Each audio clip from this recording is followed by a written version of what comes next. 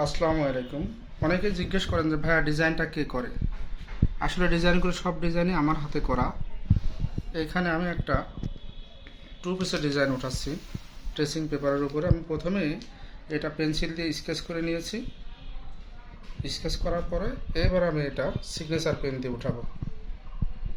সম্পূর্ণ ডিজাইনটা আমি পেন্সিল দিয়ে স্কেচ করেছি আগে।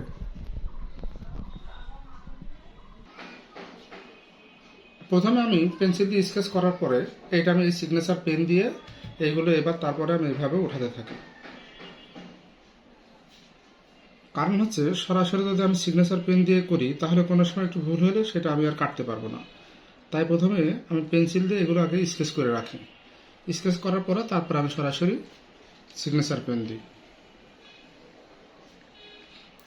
এই ডিজাইনটা মূলত আমি রেশমি সুতো দিয়ে করবো, রিভার্স ওয়ার্ক করবো। এইটার মধ্যে আমি কাজ করবো আর এইটাতে আমি কাজ বাকি রাখবো, এটাতে আমি কাজ করবো না।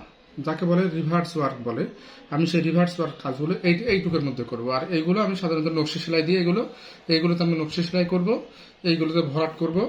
সম্পূর্ণ এটা জামার একটা ডিজাইন, জামার নিচের অংশে এটা। আর উন্নত অংশে ডিজাইন করবো। উন্না ডিজাইনটা এখন উঠাইনি, উন্নত হয়তো এটাই থাকবে দুই পাশে দুইটা। আর এটা হচ্ছে জামার নিচের অংশ, গলাটা এখনো করা হয়নি। তো এইভাবে আমি মূলত ডিজাইনগুলো করে থাকি। এটা ট্রেসিং পেপার ডিজাইনগুলো করার পরে তারপরে আবার সুচ দিয়ে এগুলো ছিদ্র করার পরে তারপর আমরা মূল কাপড়ের উপরে নিয়ে যাব। এই ছিল আমার ডিজাইনটা। সবাই ভালো থাকবেন। আসসালামু আলাইকুম।